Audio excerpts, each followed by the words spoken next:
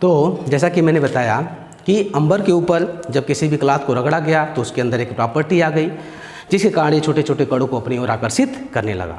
इसी तरीके से कुछ समयांतराल बाद ये ऐसा पाया गया कि सिर्फ अंबर के साथ ही नहीं, बहुत सारे ऐसे पदार्थ पाए गए जिनको अगर किसी दूसरे पदार्थ के द्वारा, जैसे कांच की छड़ है उसको रेशम के द्वारा उसके ऊपर रब किया जा रहा, रगड़ा जा रहा है, या कोई आबनूस की छड़ है उस पर बिल्ली के खाल को रगड़ा जा रहा है, ऐसे अनेक जो है पदार्थ पाए गए जिनमें ऐसी घटना पाई गई कि जब उन्हें किसी दूसरे मटेरियल के द्वारा रगड़ा गया तो उन सब में भी यह प्रॉपर्टी आ गई कि वे जो है छोटे छोटे कणों को अपनी ओर आकर्षित करने लगे।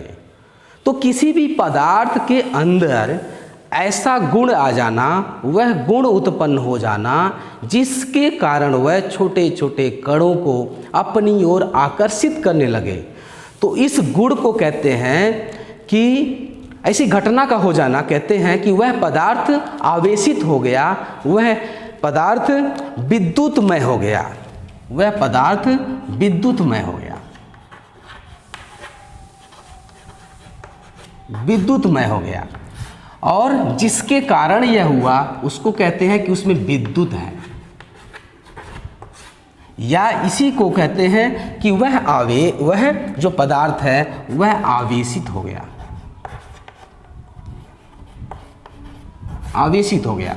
और जिसके कारण हुआ उस राशि को, उस भौतिक राशि को कहते हैं आवेश, उस राशि को कहते हैं आवेश। तो ये बात क्लियर हो गई कि आवेश क्या है। आवेश कुछ और नहीं, आवेश सिर्फ और सिर्फ किसी पदार्थ का एक गुण है जिसके कारण यह छोटे छोटे कणों को अपनी ओर आकर्षित करता है। और यह गुण उत्पन्न कब होता है? जब उसे किसी दूसरे पदार्थ के द्वारा रगड़ा जाता है तो यह गुण उत्पन्न होता है। इस आवेश को और आगे समझने के लिए कि आखिर ये गुण क्यों होते हैं, तो जो पुराने कॉन्सेप्ट हैं उसे समझने में थोड़ी सी व्यवहारिक तरीके से समझा गया, लेकिन ज़्यादा इफेक्टिव है electron concept of charge. Electron concept of charge, आवेश का इलेक्ट्रॉनिक सिद्धांत। आखिर कोई भी पदार्थ आवेशित क्यों हो जा रहा है, उसके ऊपर आवेश का गुण क्यों आ जा रहा है, यह ज़्यादा एक्सप्लेन होता है, बहुत अच्छी तरीके से एक्सप्लेन किया जा सकता है इलेक्ट्रॉन कॉन्सेप्ट के आधार पर, इलेक्ट्रॉन सिद्धांत के आधार पर। इलेक्ट्रॉन सिद्धांत क्या कहता है? इलेक्ट्रॉन सिद्धांत कहता है कि जैसे कोई एटम जो परमाणु है उसके अंदर जो नाभिक है, नाभिक में प्रोटॉन है, न्यूट्रॉन है, और उस नाभिक के चारों ओर इलेक्ट्रॉन अलग अलग कक्षाओं में गति कर रहे हैं। और जैसा कि हम लोग जानते हैं कि किसी भी एटम के अंदर जितने इलेक्ट्रॉन होते हैं उतने ही प्रोटॉन होते हैं। तो मूल रूप से दो ही आवेश हमें ज्ञात हैं, एक है प्रोटॉन और एक है इलेक्ट्रॉन। प्रोटॉन जो है यह धन आवेशित है, इलेक्ट्रॉन ऋण आवेशित है, न्यूट्रॉन तो जो है उदासीन है, चार्जलेस है, आवेश रहित है। तो मूल जो आवेश है हमारे पास वह प्रोटॉन और इलेक्ट्रॉन ही है। प्रोटॉन धन आवेशित है, इलेक्ट्रॉन ऋण आवेशित है। और एक एटम, एक परमाणु जब सामान्य अवस्था में होता है तो उसमें जितने प्रोटॉन उतने ही इलेक्ट्रॉन होते हैं। जैसे सोडियम की अगर बात करें, हम सोडियम की बात करें तो सोडियम के अंदर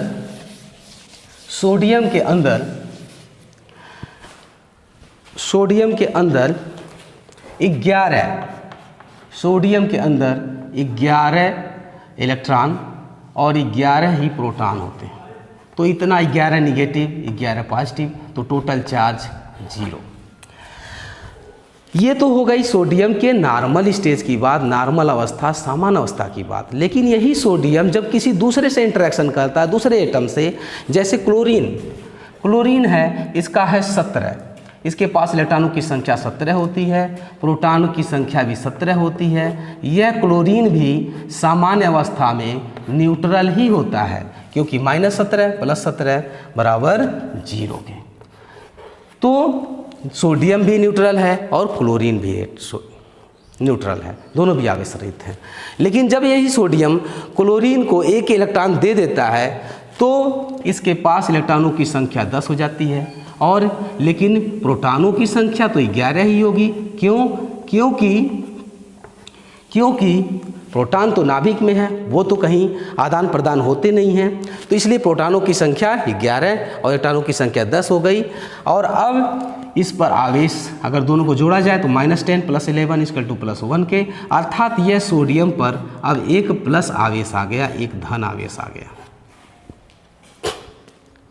तो यहाँ से हमें क्या कंक्लूजन मिलता है कि जब कोई भी पदार्थ का एटम परमाणु सामान्य अवस्था में होता है तो उसके अंदर जितने ही इलेक्ट्रॉन हैं उतने ही प्रोटॉन हैं, जितना ही ऋण आवेश है उतना ही धन आवेश है, इसलिए टोटल आवेश 0 है। लेकिन जब यही परमाणु किसी को इलेक्ट्रॉन डोनेट कर देता है, किसी को इलेक्ट्रॉन दे देता है, तो इलेक्ट्रॉनों की संख्या कम हो जाती है, और प्रोटॉन तो जितने पहले थे उतने ही पहले से भी हैं। तो इसलिए अब अगर दोनों का सम करें तो देखते हैं कि उस पर जो परिणामी आवेश है वह धनात्मक हो गया, अर्थात उस पर धन आवेश आ गया। तो यहाँ से ये बात सीधी सी समझ में आ जाती है कि एक धन आवेश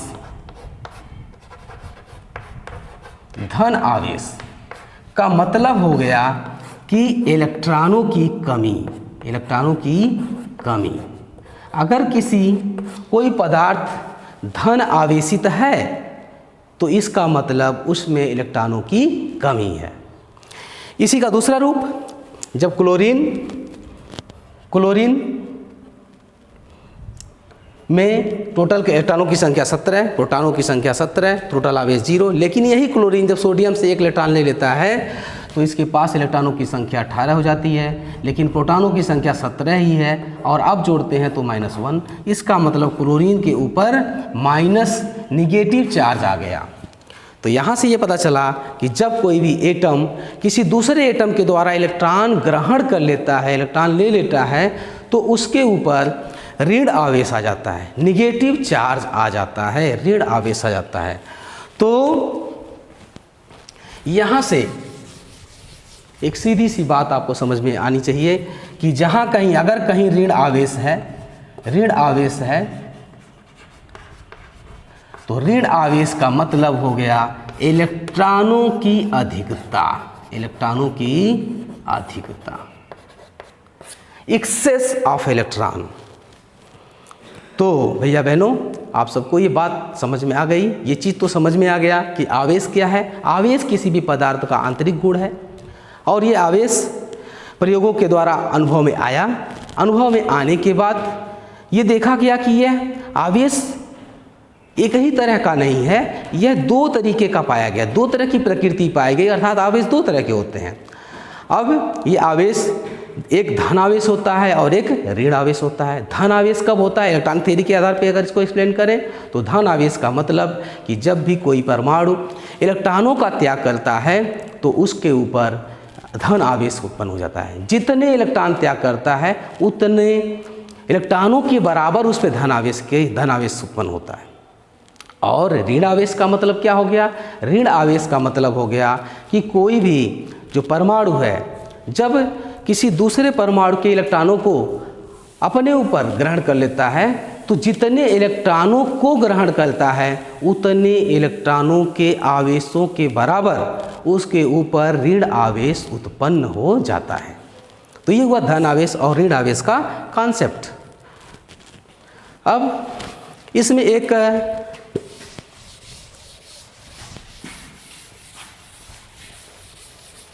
बहुत ही आवश्यक कॉन्सेप्ट है कि आवेश का मात्रक क्या है और आवेश का क्वांटीकरण। 2 टॉपिक को और डिस्कस करेंगे कि आवेश का मात्रक और आवेश का क्वांटीकरण।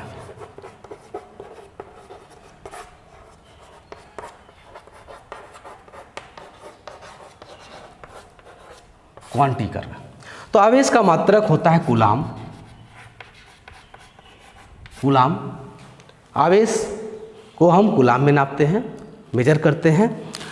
और ये जो कूलाम है यह आवेश का छोटा मात्रक नहीं है, ये बड़ा मात्रक है। अब इसको और अच्छे समझेंगे। जैसे जो अब ये आवेश का क्वांटीकरण क्या है? आवेश का क्वांटीकरण का मतलब हुआ कि जैसे अगर आप दुकानों पे जाते हैं, वहाँ दुकानदार से आप कलम मांगते हैं, बोलते हैं मुझे 5 कलम दीजिए, तो दुकानदार आपको देगा। आप उसे 10 कलम मांगते हैं, आपको देगा। लेकिन अगर आप कहते हैं कि हमें 7.5 पेन दीजिए, हमें 1.5 पेन दीजिए, हमें 8.3 पेन दे दीजिए, तो दुकानदार आपको पेन नहीं दे सकता है। क्यों? क्योंकि जो पेन की संख्या है वह क्वांटाइज्ड है। क्वांटाइज्ड मीन्स एक कोई भी ऐसी भौतिक चीज़ जो सिर्फ होल नंबर में, पूर्ण नंबर में ही संभव हो, फ्रैक्शन में संभव ना हो, दशमलव में संभव ना हो, तो ऐसे भौतिक राशियों को कहते हैं कि वे क्वांटाइज्ड हैं, अर्थात उनका क्वांटीकरण है। इसी तरीके से आवेश के साथ भी ऐसा ही है। आवेश हमेशा एक सूक्ष्मतम, एक सबसे मिनिमम आवेश की मात्रा है, एक आवेश का एक सूक्ष्मतम वैल्यू है, उससे छोटा आवेश संभव नहीं है। अगर कहीं आवेश कोई है तो इस सूक्ष्मतम वैल्यू का मल्टीपल ही है। वह सूक्ष्मतम वैल्यू क्या है? वह सूक्ष्मतम वैल्यू है, मिनिमम वैल्यू है 1 इलेक्ट्रॉन पर उपस्थित आवेश। 1 इलेक्ट्रॉन पर जितना आवेश है वह इस यूनिवर्स में पाए जाने वाला सबसे सूक्ष्मतम आवेश है, सबसे सूक्ष्मतम, सबसे जो है छोटा आवेश है। और वह कितना होता है? वह उसको हम ई से रिप्रेजेंट करते हैं। वह होता है 1.6 × 10⁻⁹ कूलाम, 10⁻⁹ कूलाम। अर्थात यह सबसे छोटा आवेश है। अगर कोई कहे कि कोई आवेश हमें मिला 0.8 × 10⁻⁹ कूलाम, तो यह संभव नहीं है, क्योंकि इलेक्ट्रॉन पे जो उपस्थित आवेश है वह फ्रैक्शनेबल नहीं है, वैसे तोड़ा नहीं जा सकता, उससे छोटा कण, छोटा आवेश संभव नहीं है। अर्थात कहीं कोई आवेश है, यदि कहीं कोई आवेश Q है तो Q का मान हो सकता है E के बराबर हो, E का मतलब 1.6 × 10⁻⁹ हो, या वह हो सकता है कि 2E के बराबर हो, दूना हो, या 3 गुना हो, या 4 गुना हो, या हो सकता है कि 50 गुना हो, या 1000 गुना हो, या n गुना हो, अर्थात n × E के। यहाँ से Q = n × E के, Q = n × E के। तो कोई भी आवेश जो Q है वह n × E हो जाता है, जहाँ n का मतलब क्या हुआ? Number of electron, number of electron absence or presence from atom or to atom। जहाँ n क्या है? किसी भी एटम के ऊपर इलेक्ट्रॉनों की अधिकता या इलेक्ट्रॉनों की कमी को रिप्रेजेंट करता है। और अगर इलेक्ट्रॉनों की कमी है तो उतना धन आवेश उस कण पदार्थ के ऊपर होगा, और अगर इलेक्ट्रॉनों की अधिकता है तो उतना ही ऋण आवेश उत्पन्न होगा, उस पर उतना ही ऋण आवेश होगा। तो इतनी बातें क्लियर कि आवेश पदार्थ का आंतरिक गुण होता है, 2 तरीके का होता है, धन आवेश, ऋण आवेश। धन आवेश का मतलब इलेक्ट्रॉनों की कमी, ऋण आवेश का मतलब इलेक्ट्रॉनों की अधिकता। जितने अब टोटल और आवेश का क्वांटीकरण मीन्स आवेश, किसी भी पदार्थ में जो आवेश होगा वह इलेक्ट्रॉन का जो आवेश है उसका मल्टीपल होगा, उसका होल मल्टीपल होगा, पूर्ण गुणांक होगा, कभी भी फ्रैक्शनल गुणांक नहीं होगा, उसका दशमलव गुणांक नहीं होगा।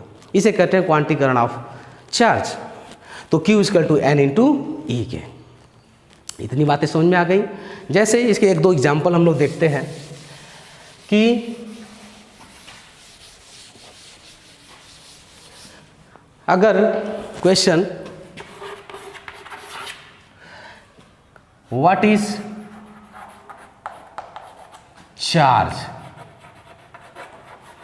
Charge on an alpha particle,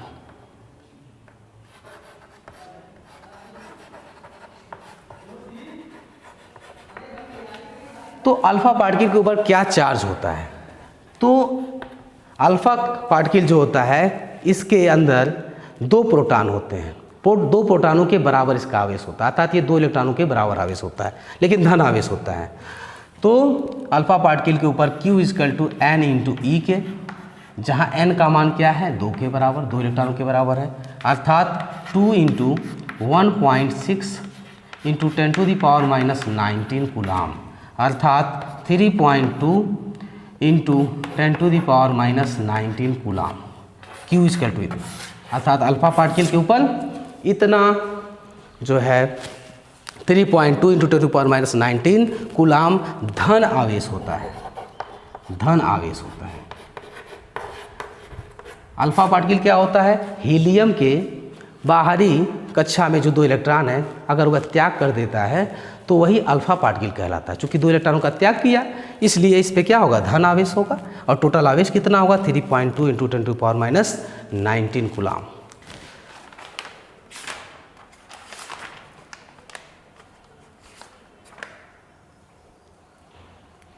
इसी तरीके से एक क्वेश्चन और कर लेते हैं।